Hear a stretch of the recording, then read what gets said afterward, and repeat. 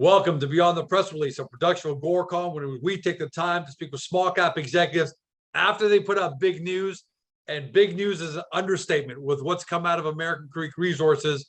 Here to talk about today is going to be Kelvin Burton. He's Investor Relations Director. Company trades under AMK on the TSX Venture Exchange. For those of you new to the story, because you saw the headline, give me a second to give you this great intro, because it's totally worth it. So first thing you need to know is American Creek's flagship Treaty Creek is located in one of the largest hydrothermal systems in the world, the Golden Triangle. Numerous world-scale deposits are around it, including the high-grade Brucejack mine, which opened in 2017 by Pretium and who just got bought for $3.5 billion. We'll talk about that. Seabridge's KSM, which boasts the largest undeveloped gold deposit by reserves in the world. The southern half of that system contains 188 million ounces of gold, 1.2 billion ounces of silver, 55 billion pounds of copper. That's no typos, nothing. The Treaty Creek project is a JV with Tudor Gold, which owns 3/5 of it. They're the operator and they control all costs associated with the development. So American Creek owns 20%, fully carried until such time as a production notice is issued, and in the meantime benefits from a free ride on what is a rapidly developing world-class deposit. More than just lip service. What does that mean? March 1st, they put out the first ever resource calculation, 19.4 million ounces of gold measured and indicated, 7.9 million ounces of gold equivalent on both of those in the inferred mineral resources, includes 1.426 billion pounds of copper and 134 million ounces of silver. If we ended it right there, that would be enough. Because last year, Eric Sprott, we all know who he is, said, quote, "It certainly looks like they have 20 million ounces and they could easily get 30, 40, or 50 million ounces of gold." That was last year. But this year, they've had some, and as a result, by the way, Eric Sprott now owns about 17.6% of the company.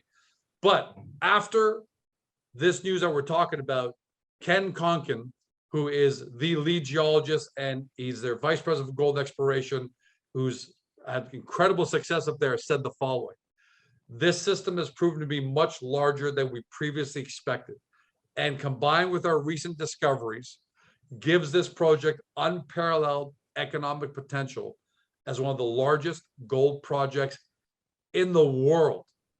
So with that in mind, Kelvin, welcome back. Let's talk about it. Hey, George. Good to be here. And I'm actually not sure what I can say that can top your intro. Well, look, I had to give the intro because, it's unbelievable what you guys have. The headline that you guys put out, Tudor Gold intersects 0.97 grams per ton of gold equivalent over 1,320 meters. That's 1.32 kilometers. Yeah. Including 1.38 grams per ton of gold equivalent over 556 meters, ending in strong mineralization with 2.34 grams per ton of gold equivalent over 57 meters in a step-out hole at the Goldstorm deposit. What a press release. In layman's terms, can you explain these results and how they stand out? Just give us the layman term first before we do the deep dive. Sure, I'd love to. So what's interesting and is that I went over the table of results for this interview, just kind of to pick out some highlights, of what we could talk about, George. And so I highlighted the sections I wanted to talk about, and then I picked up my piece of paper and looked at it, and the entire thing was highlighted. It really is that. I know we're laughing, but I think we're laughing out of, I can't believe it. Yeah, it is. So what I'm not going to do is I'm not going to focus on every hole within this press release. The press release is out there. I want people to go read it, and our other press releases that have come out. There just isn't time for us to focus on all of it. But the one that that quote from Ken Konkin, let's use that as a barometer, because Ken Konkin, the world, many people don't know who he is. Yeah. He's not George, some promoter guy who's talking a big game. He's the real. Tell us who he is a little bit. Sure. And why that quote kind of summarizes how big this is. Sure. So King Konkin is very well known and has won a lot of mining awards throughout Canada. He has spent about 3 decades in the Golden Triangle. He's also spent some time down in South America and Russia, but most of his career has actually been in the Golden Triangle. And so he knows the area extremely well. In fact, his last project before coming on board with our partner, Tudor Gold, was he was with Silver Standard, and Silver Standard had bought the Bruce Jack deposit there. And they developed it, and that one's a much different system than what Seabridge and Treaty Creek have. That one technically is a low sulfidation epithermal system with high grade electrum on it in high grade veins, but he actually developed that and broke it off as a separate company from Silver Standard and started a company called Pretium. And most people are familiar with Pretium because it has, some of the highest grades in the world. It's in the top 10% for grades of mines in the world. And so, and that's right next door. That's within a large geological system called the Sulphurets hydrothermal system that you referred to earlier, and a neighbor to Treaty Creek. And so that was sold in 2017 and it gone into production. Sorry, it wasn't sold. It went into production in 2017. Right. And produces about 350,000 ounces a year of this really high grade doré. And then he retired. And it's kind of like retiring after winning the Super Bowl of mining, really. And then he told me that he was is sitting one day on, as geologists do on a Sunday, he was in his bathrobe with his feet up reading drill intervals. I guess that's what geologists do for fun. Don't we all do that on Sundays? And he came across a particular hole, and I'll show you that hole in just a minute here. He said he about fell out of his chair, and anyway, the opportunity came up for him to be able to work with Treaty Creek, and he honestly believes it could be the largest potential system within that hydrothermal system, which is really saying something considering our neighbors. And he's backing it up. He's proving it. And so that's kind of the broader context of who Ken is and why he's the guy, why he's the right guy, because he knows this system already. He put a mine into production in this and then system. he came out of retirement to come back for this. Exactly. He was enticed in a big way. And he said, I want to remind everyone, gives this project unparalleled economic potential as one of the largest gold projects in the world. Yeah. So when he says that, now that you've given us the context, that means something coming out of something like Ken Konkin. It really does. So maybe what we'll do is we'll jump into the one project the one deposit. There's a number of zones or areas of mineralization on Treaty Creek. Let's visually show people what's going on here. We'll do that. We'll do that in just a minute here. So, okay.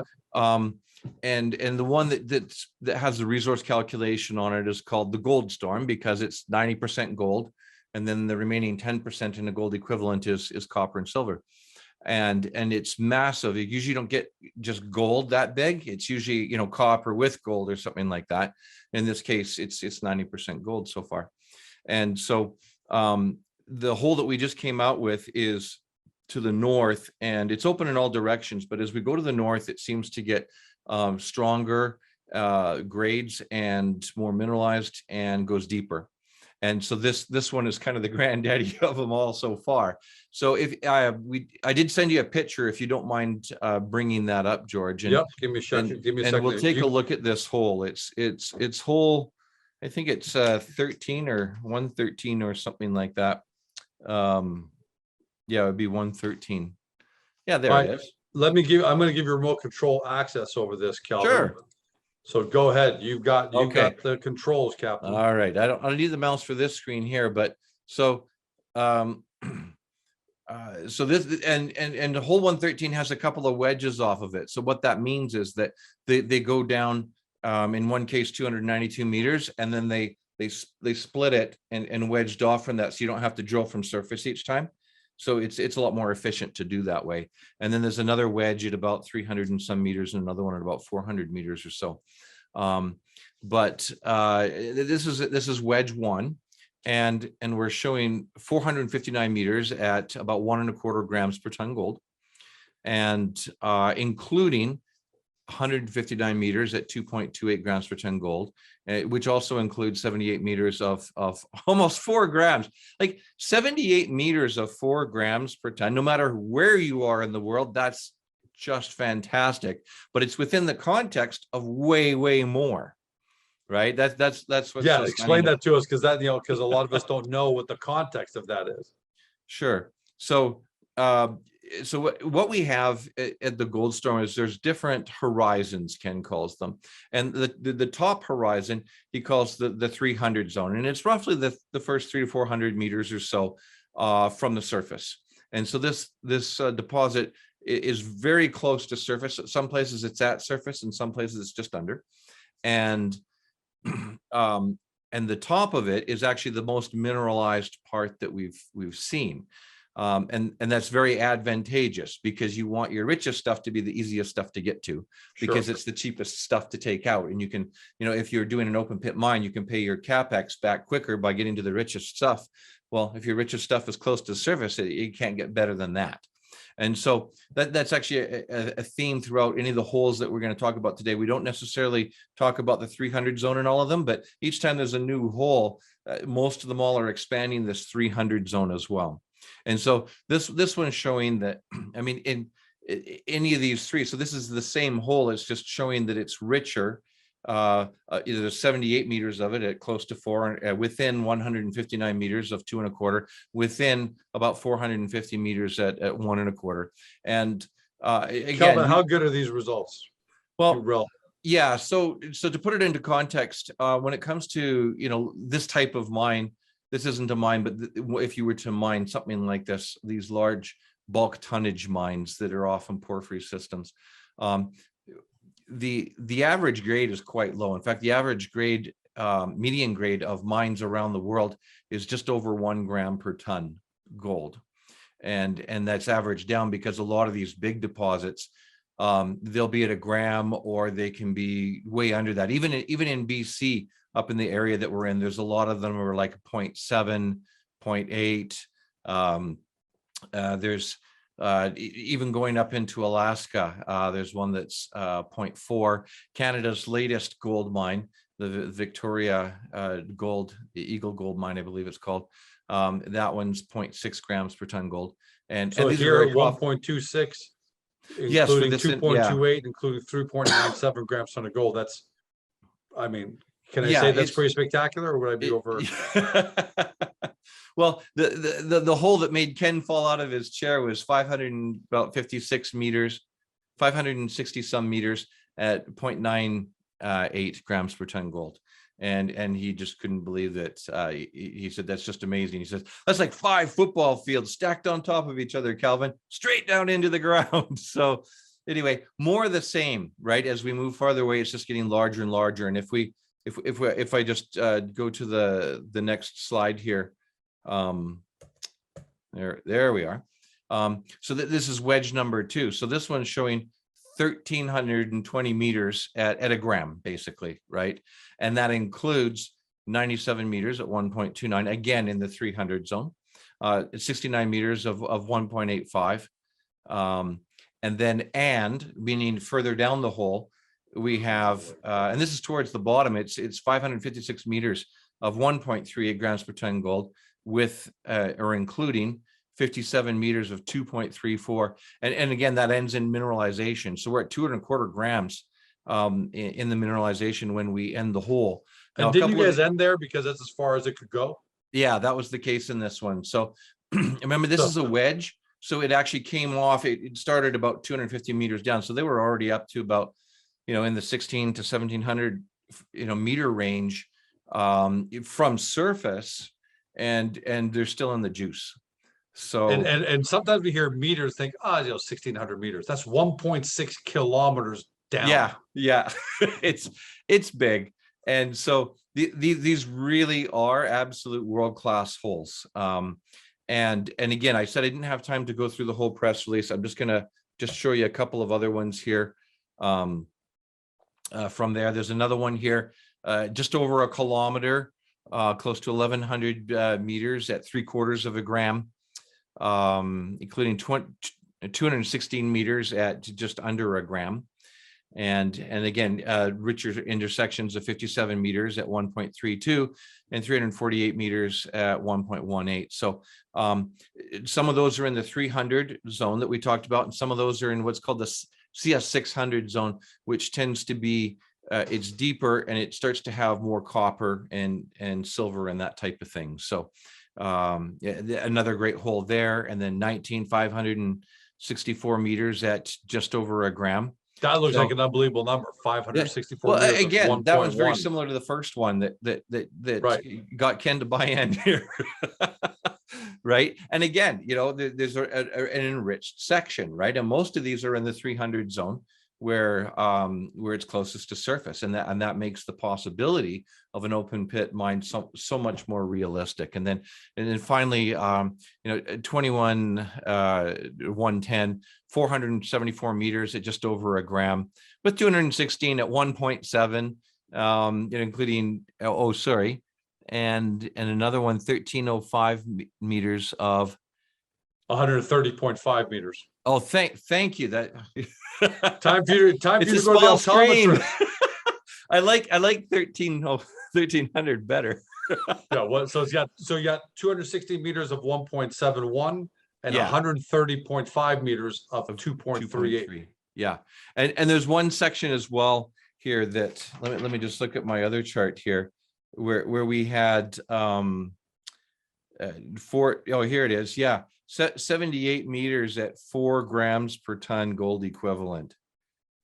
Just amazing. And again, these are ending in mineralization. So it's been a fantastic press release. And that means, by the way, ending in mineralization means there may be more. You don't know if it's ended yet. You guys got to keep going deeper. That's right. We don't know. And the Magnetotilleric survey that we've used for this, it shows these really deep roots coming up that come up and our side, it's all the same system in this large hydrothermal system, both on, for Seabridge and for Treaty Creek. And they come up from kilometers deep. And so there's certainly potential for this to go, as deep as you can drill. Of course, we don't know where the end of that is. And the other point about the Goldstorm, of course, is that we don't know where the end of it is really in any direction. On the south or on the west side, there is the Sulphurettes thrust fault, and that is. By the way, do you have a map or something like that you can show us to kind of put this yes, actually, I'll show you that in just a second. Okay. But what I'm getting at though is that the Goldstorm is open, right? And it's open in all directions. And as we go further north, which these holes are from, and then some infill holes too, it's getting richer and better. So let's just put this into context, George. I showed you this image a year ago. But it's good for new people to see it, even for the current people to see it. Yeah, it was actually earlier this year because it had all of last year's results in it. And so looking down on the right, you have, on the bottom left, you have the Empire State Building. On the right, you have the CN Tower, and then the Burj Khalifa in the middle there, that currently being the tallest man-made built structure in the world. And there's our holes going down there. And the one, literally this one right here was the one that made Ken fall out of his chair. So and look at what we've done since then. This was last year. Now I'm just going to show you this year. And that's this one here. So wow, we actually had to readjust the scale of everything because our holes were going off the top of last year's chart. So, I mean, you just look at any one of them. And I'm not going to read the ball and everything else. You can obviously see, hole 13 there at the top with 1,300 and some, meters at basically a gram, 0.97, right? So, and you got 4 or 5 of those that are taller than or just at the tip of the Burj Khalifa. Well, absolutely. Let me ask you this, George. Have you ever been up the CN Tower for dinner or something like that? Absolutely. Yeah. Absolutely. So that's the observation deck way down here. And I've been up it many times as well. And of course, you're looking way down at the skyscrapers in Toronto, which are decent sized skyscrapers, right? Like those are tall buildings. And so if you look at this, you're about 4 times the height of of the sky deck on there. Right. And technically it's actually about 3 2.4 times higher than the entire CN Tower. Yeah, So that's it. But I'm glad you brought that up because sometimes numbers are so big. Like the US deficit, when people say, it's $5 trillion, all right, 5 trillion, I guess no big deal anymore. yeah, But when you put your numbers here into perspective by comparing to the Empire State Building, CN Tower, and Burj Khalifa, it really starts to get people thinking like, wow, now I get it. Yeah, when you start talking about national debt, you usually go to astronomical numbers. But anyway, you measure in light years and things like that. But so this just tries to put things into perspective for everyone. Now, what's interesting is, yes, the stuff at the surface is very valuable, and we're glad it's at the surface. So, what good is the stuff really deep, right? So I know you and I have talked, and you've wondered, well, really, how deep can you go, right? And so the good news is that this stuff's all very valuable, even at depth. So you mentioned in your introduction, actually, that Pretium was taken out by a company called Newcrest. That's about the 5th or 6th largest. Just recently. Yeah, literally a couple of weeks ago. Now they haven't been taken out. So and the offer was accepted by management. And they still have to ratify it and everything else. So we don't know what'll happen there. But the offer was accepted. But they've all agreed that a $3.5 billion offer. The management works. has. They still have to have a shareholder vote and other things. But yeah, 3.5 billion Canadian. And Newcrest has a half dozen or so mines, and half of them are these really high grade ones, just like Pretium. The other half, though, are well, they're actually just like Goldstorm. They're large porphyry systems where you can do an open pit on the top, but where Newcrest, they're actually the specialists in the world for this block cave mining. And that's essentially where you go down deep and then you start, doing an open pit upside down. So it might kind of look like an hourglass after a while.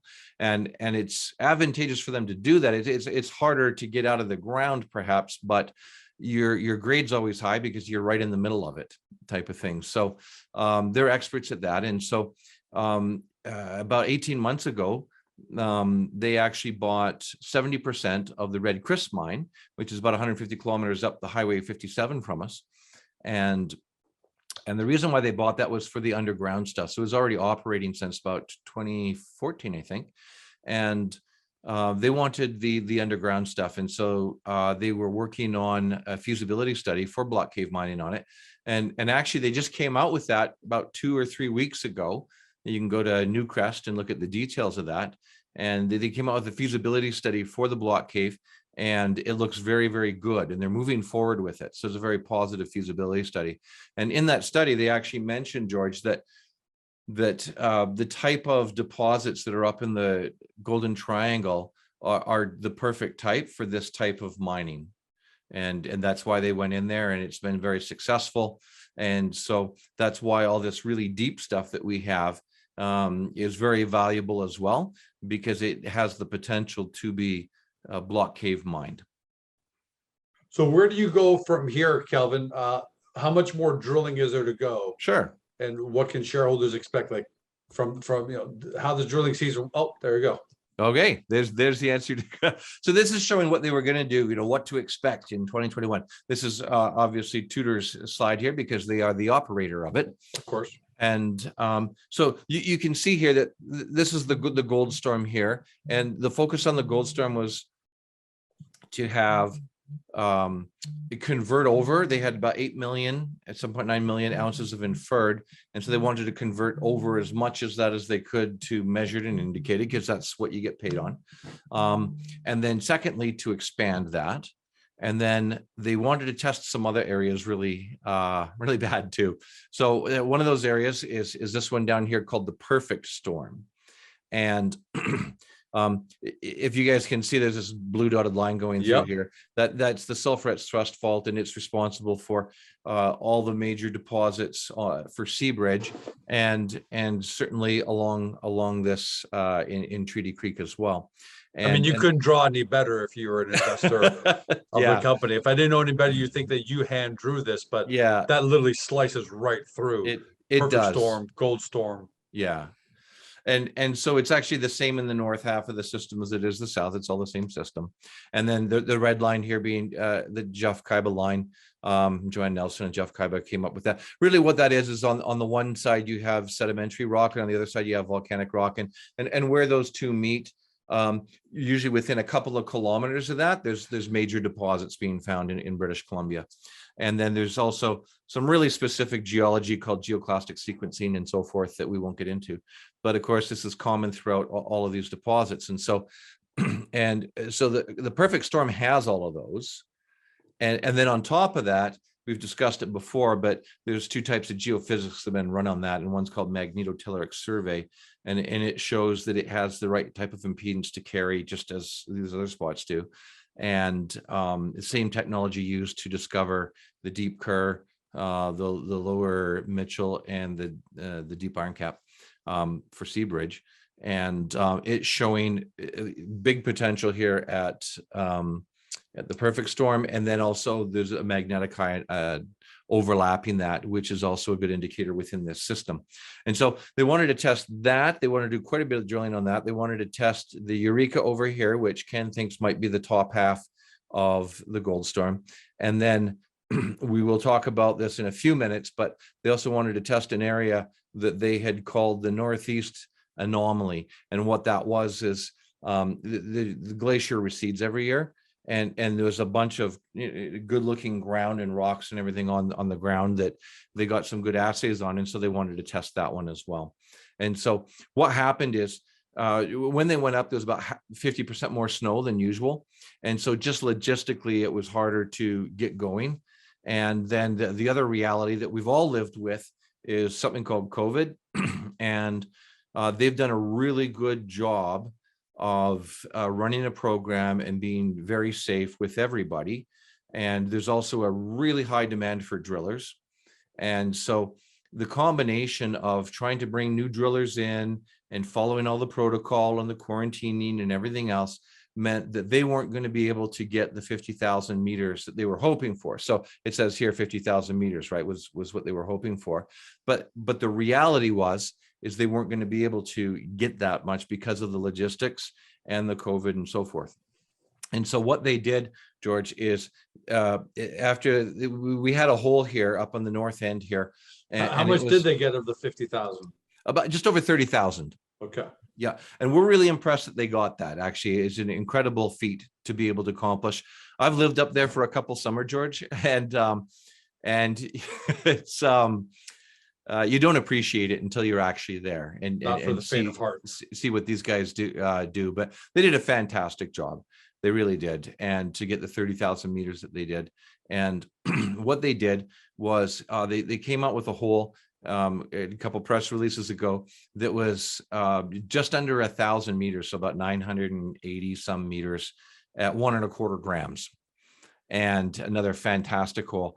And they realized that that's the best place for them to be spending what time that they had left. So they actually pulled the drill from these other areas like the perfect storm and the Eureka and the Northeast Anomaly, and they pulled them and they have them, infilling and doing step out holes to the north, which is why we're getting these holes like we had today. So a very astute move on their behalf. So that's what was accomplished this summer. And there's a little more to go. Yeah. So they mentioned this last press release that I think there's maybe 4 more holes on the Goldstorm, and I think there's 1 more hole on this Northeast Anomaly, which we'll get into in just a moment here. In fact, maybe we'll just get into that now. Why don't we do that, actually? Let's talk about that Northeast Anomaly. They renamed it. Do you remember what they called it, George? They gave it a new name called the Calm. The calm before the storm. The calm before the storm. So here's our map here, and you can see this is the calm before the storm up here. And I like it. It's clever. The calm before the storm, and then you get into the Goldstorm, and then you get into the perfect storm, right? So, yeah. And then of course the Eureka over here. Ken thinks might be the top half of this, just as right here we have the snowfields, which is the top half of the Mitchell, right? So, and once again, you can see this rhythm or sequencing that Ken keeps talking about, in the string of pearls is what he says. You just really big pearls. So show us. I mean, I can see him. Kind of sure. walk us through the pearls there. So I'm going to show you a bunch of different angles of this. So I'm just going to show you this map. And we're going to go to some Google Earth images. Okay. So down here we have what's called the Kerr, then the Sulphurets, then the Mitchell, and then Seabridge recently acquired the Snowfield because it's really just the top half of that, and it can only go out that direction anyway. So it's a great acquisition for them and a great sale for Pretium. And then the next one is the Iron Cap here. So about every 2.5 kilometers, give or take, there's another major deposit. 2.5 kilometers north of that is where we have the Perfect Storm. 2.5 kilometers north of that is where we have the Goldstorm. And guess what's 2.5 kilometers north of that? And that visual is so powerful. It really is. And again, you can see the Kaiba line come through here, and this dotted line here is the thrust fault and so forth. So let me actually show you just a couple of images, and I'm going to just back out a little bit here and zip through these really quick for you, George, so that people get the idea. So here's British Columbia, and as you can see, we're this yellow line here is Alaska. So we're just up off the Alaskan Panhandle is where the Golden Triangle is. And then if I zoom in, then you can start to see some of the really well-known projects in the area. So the town of Stewart is just down here, and there's a fjord that goes down here, and the international line there with Alaska goes right up the fjord here to Stewart, and then it cuts off to the left here. And so you see up here, well, just earlier this year, we had Newmont buying out the Tatoga property, which was owned by GT Gold, and they bought that one earlier this year. And then you have the Red Chris, which we just talked about, right? Which Newcrest owns 70% of, and now they're going to do an underground mine there as well. And then over here we have Galore Creek and Shaft Creek. Galore Creek being owned by Newmont and Teck, and Shaft Creek being owned by Teck and Copper Fox. So there's a lot of the big boys are already in this area with these massive deposits. Yeah, that just keeps driving the point home that you are in a fantastic neighborhood. So the results, though you don't take for granted, fit. They're not an anomaly. They fit with what's gone on in this whole system. They do. It's a very enriched system, and in fact, by far the biggest metal enrichment in the ground is in this area. The blue here, you can see I have Kerr and Iron Cap and Mitchell and so forth. So let's just zoom into that area there, because that, of course, is where Treaty Creek is. So let's just zoom into Treaty Creek. So well, this is actually not just Treaty Creek. This is the Sulphurets hydrothermal system. So starting in the bottom left here, you have the Kerr, the Sulphurets, the Mitchell, Iron Cap, Perfect Storm Zone, Goldstorm, the Calm Before the Storm, and of course the Eureka and the snowfields as well. And then you could see Bruce Jack, and Bruce Jack was the one that was just sold. And so what's interesting about this is there's a ridge going like this, you can see, and all the water to the southwest of this flows out through Alaska, and all the water to the right of this northeast flows out through Canada. And it's one of the reasons why Seabridge, which is this area here, has to have their tailings pond way over here in the Teagan Valley. And the reason is because this flows out and then down through Alaska.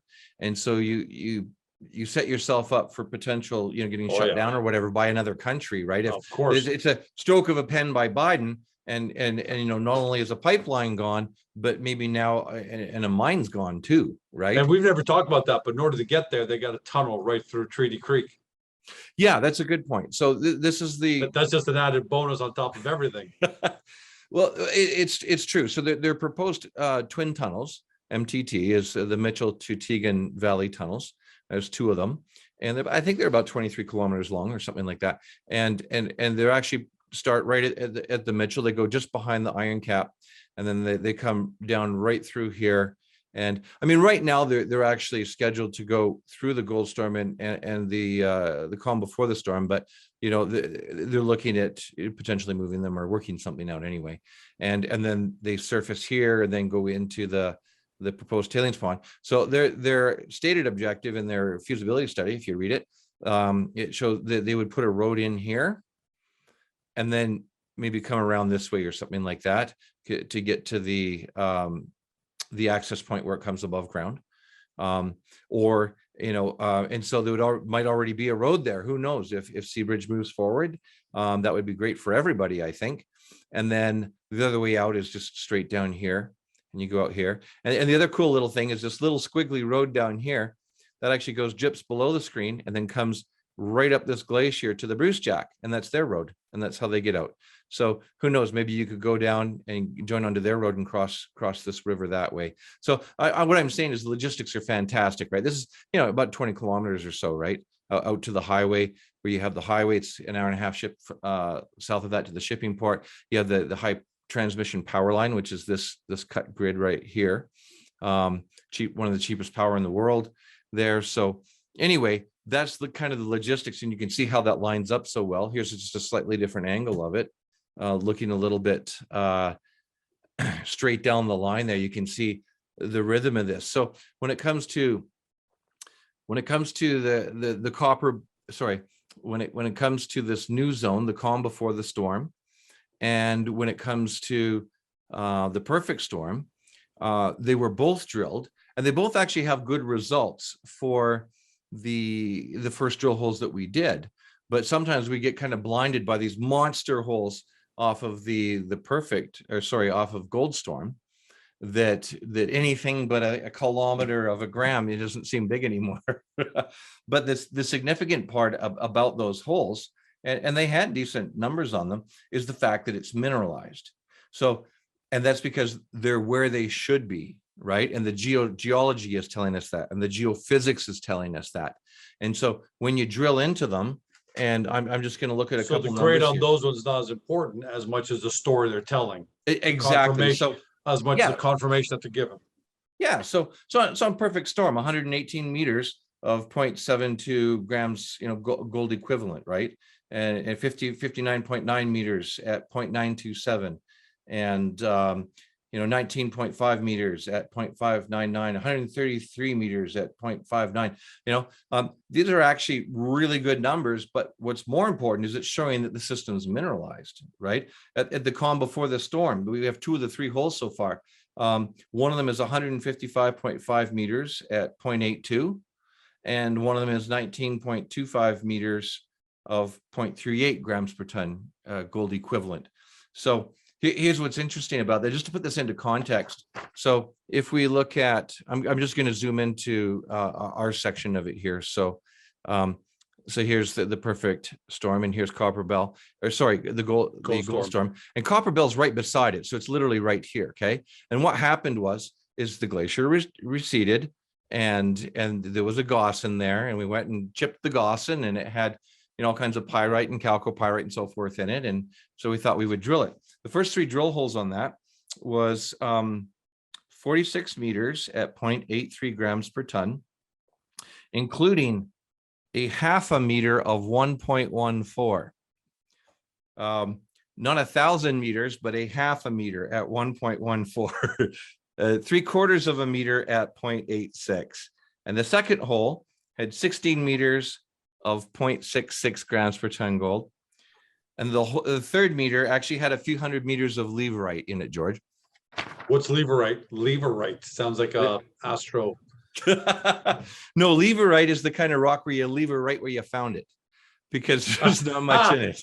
So you don't even have to cut that stuff and send it off for assay. It's so what's the relevance of telling us those things? Well, the point here is that those numbers there, by today's standards, in terms of what we're used to putting out, they don't look very good, do they? Right? Not at all, actually. All it had to do was show there's mineralization there. So then we drilled, in 2009. These are 2007 numbers. We drilled in 2009. There's a big crash in 2008, if you recall. In So 2009, they we were, went yeah, back. they were the canary in the coal mine, in the coal Yeah, mine for yeah, you. exactly. But in 2009, we went back, and our best hole was, I'm going by memory, but about 240 meters of 0.8 grams, and we were over the moon. Our shareholders were over the moon. That's a good hole, right? And yet, look what it led to. It led to 27 million ounces of all three categories of gold, and potentially much larger than that, right? And potentially one of the largest gold systems in the world, right?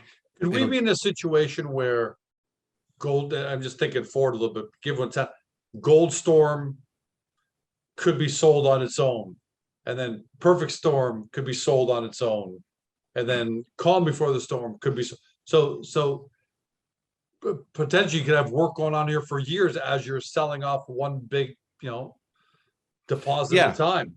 So it does have that potential. Again, that's really kind of more of a question for Tudor. Of course. My opinion on it, though, is that anyone who buys it is probably going to want to have the whole thing, and if for no other reason, just the logistics of it. So if the Goldstorm is as big as we think it is, it might actually go over and connect with the Eureka, Ken thinks. And if that's true, then it's harder to get this out because it's in a valley, right? It's kind of the same problem, or I don't think it'd problem. Yeah, no one wants to get landlocked, right? It's the same issue. It's the same issue that Seabridge has. Right. Right. So it would be okay. And so I throw that out there. And so I think you're correct that it could be, but I think whoever wants to buy is probably going to want to buy the entire thing. Okay. And so let me just finish off with a couple slides here for you. And that is, if I zoom out of this here, again, you can see the access out to the highway and everything else there. And then if I zoom out more, now I've zoomed out. So here's Stuart down here, right, in the shipping port. And here we are up here. And so what's the difference? What's the distance from there, from Goldstorm to Stuart? It's about, I think it's about 40 kilometers, something like that. So in mining but that's terms, as the crow flies, right? Yeah. So once you get out to the highway here, there's actually a fishing skiing village here called Beltu.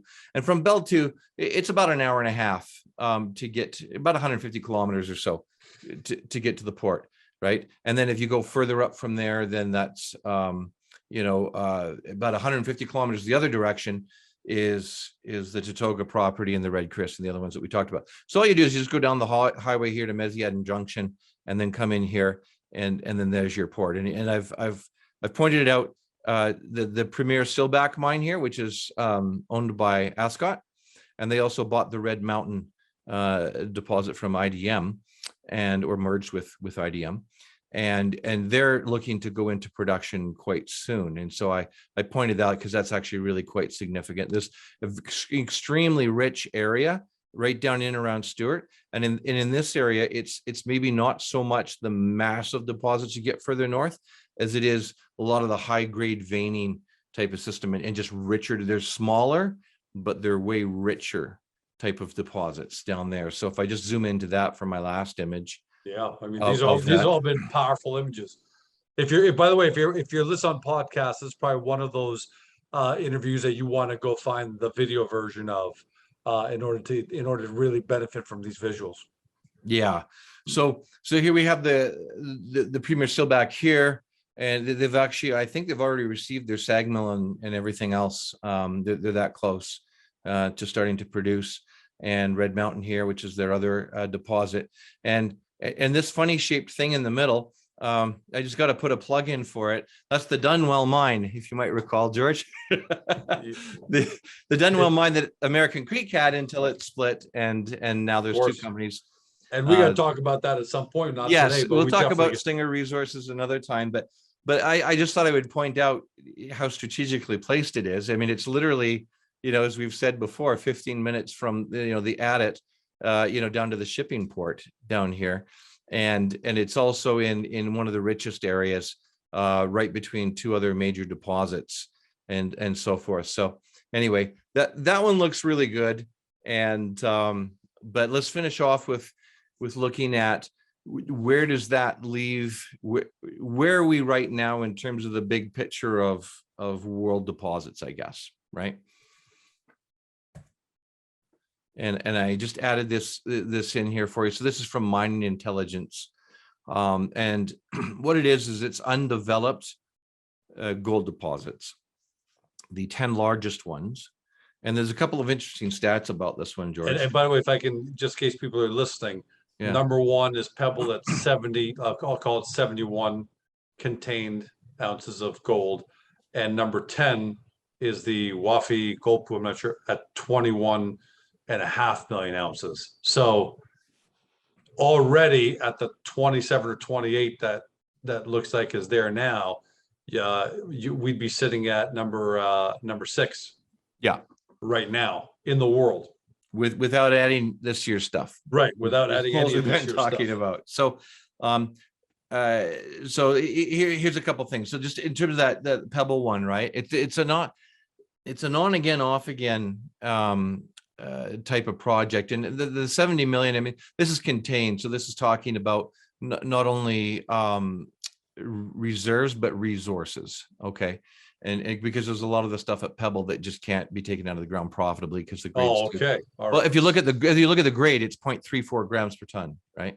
Now they do have some copper there to bring that up as well, but it is a low grade system, and a lot of it's at depth, so it's a tough combo. But more so than that, the tough combo is getting everything approved. So it remains to be seen if Pebble Mine will eventually materialize, as the project's key water permit was formally rejected by the U.S. Army Corps of Engineers last November. Now, they are going to appeal that and everything else, and because it's just too big to ignore, right? But below that, number 2 comes in at 47, which is Seabridge. Exactly. So Seabridge, we're within striking distance, right? Yeah. 47, then 45, then 45, then 39.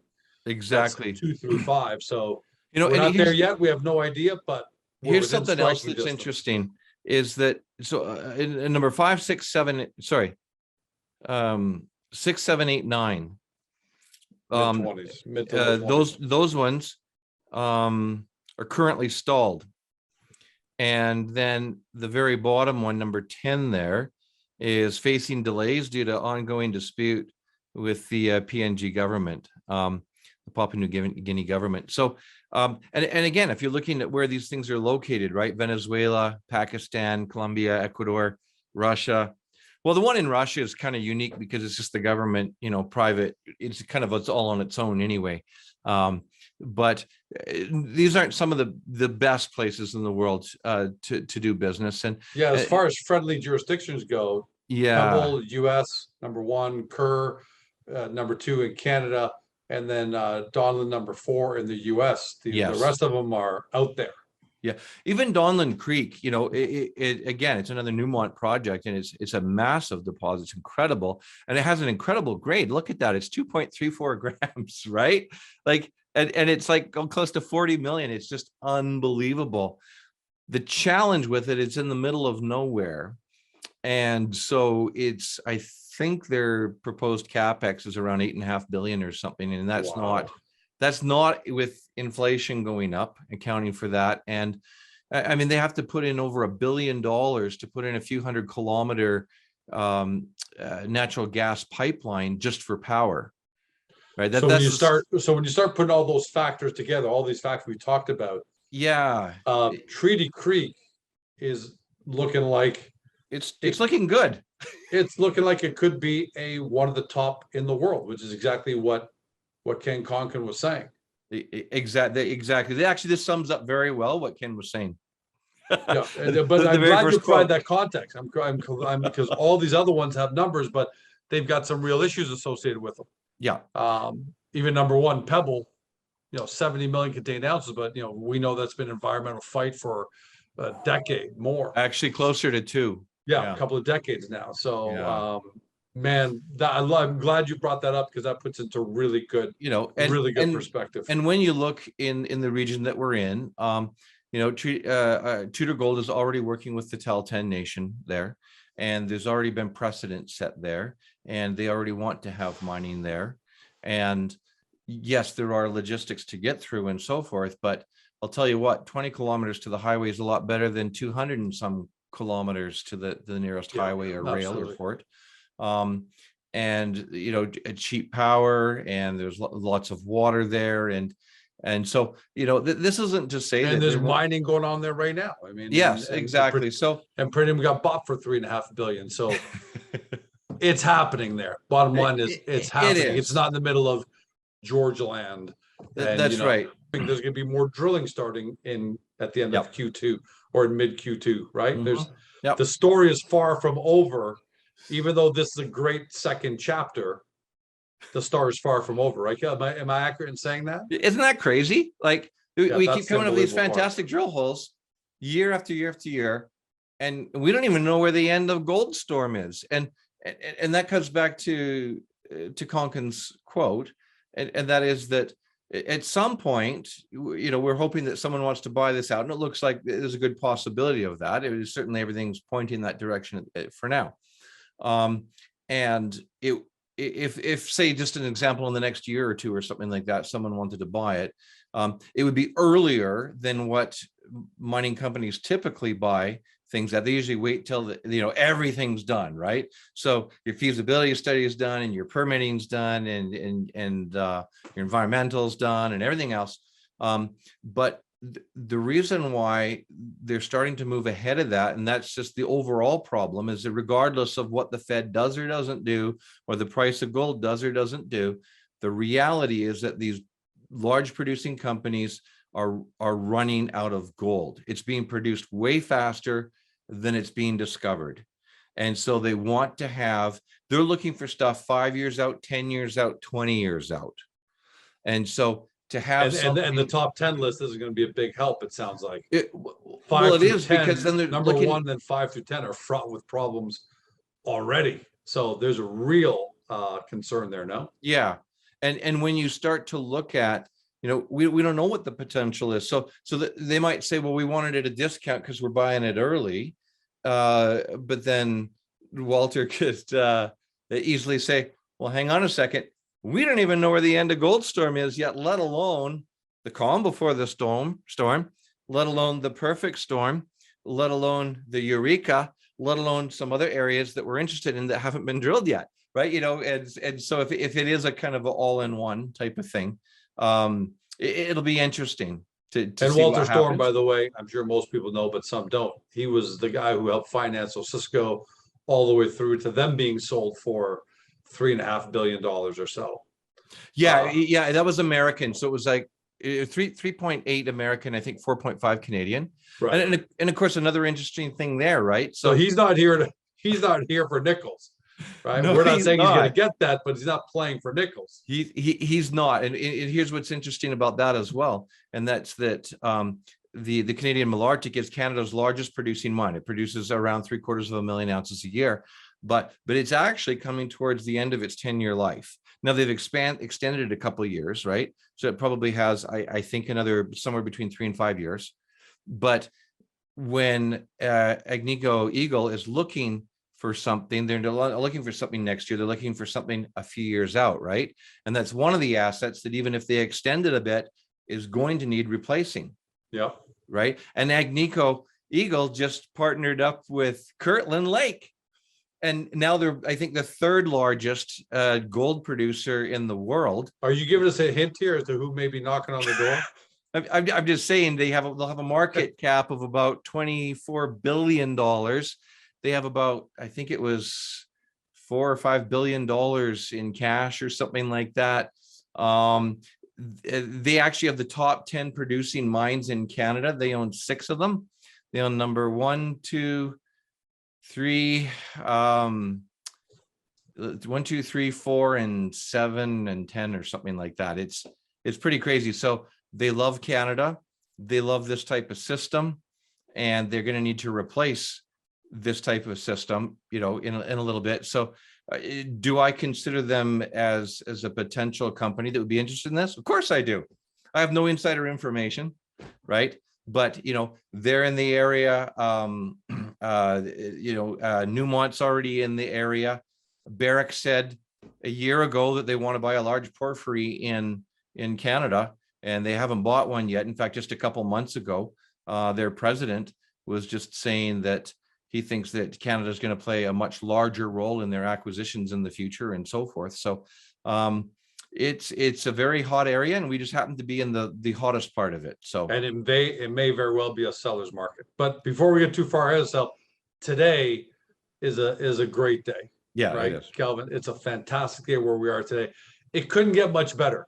And again, I got to go back to the quote. I'm going to read it because, you know, someone like Ken doesn't say that quite easily. But No, this system has proven to be much larger than we previously expected. Part one. And combined with our recent discoveries at Perfect Storm, Eureka, and Calm for the Storm, part two, gives this project unparalleled economic potential as one of the largest gold projects in the world, part three. I don't think, and you've kind of, what's amazing is you've walked us through what Ken is seeing, and which is very much appreciated, Calvin. I got to tell you, everybody, every American Creek shareholder is going to love this, because that's what Ken had to say, but you've walked us through what he's seeing and Yeah. explained a lot of it in layman terms. A lot of it, and I appreciate that. A lot of this has been in layman terms, you know, for the majority of people to understand. So yeah. it's a great day. Congratulations to Darren, to everybody Mhm. and the team. And I know you're not the one doing the drilling. I want to say this for everybody. You guys aren't doing the drilling. You're not operating it, but it is here today because you guys found it, nurtured it, and held on to it through the darkest, deepest, darkest moments of the capital markets for this resource, especially around 2015. Yeah. Yeah. When cannabis was hot and tech was getting hot, people said, take your resources. You know, guys couldn't raise a buck, and you guys fought and held it. And that's the credit that you and the team get for putting everybody in this position. And that's why today is a great celebration. So Thanks, make sure you pass it on to Darren, who's going to watch and hear this anyways. But I will. I'll send thanks, it to man. everybody. Thanks, buddy. Thanks for being here, Kelvin. This has been awesome. Great. Take care, George. To everybody at home, you've been watching or you've been listening by podcast. And if you have, you got to watch the video because the visuals were that powerful. But if you've been listening on Spotify, Google, Apple, your favorite podcast platform, it's been to Kelvin Burton. He's the Investor Relations Director at American Creek Resources, trades in Canada under the stock symbol AMK. For those who are new to the story, I don't even know if you have to do any due diligence because of what Kelvin said. Maybe you just got to watch this a couple of times. But if you got to do some due diligence, get to the company's profile first on Agoracom, because there's so many moving parts. We've got it neatly laid out for you in a great summary form to get that 1,000-foot view. And then from there, link over the American Creek Resources website to your deep dive due diligence. Thanks for joining us, everyone. Have a great day. See you next time. Hey guys, this video is over, but don't forget to help your company by liking it and even leaving a comment below. And then don't forget to help yourself by subscribing to our channel and never missing another great Agoracom small cap video.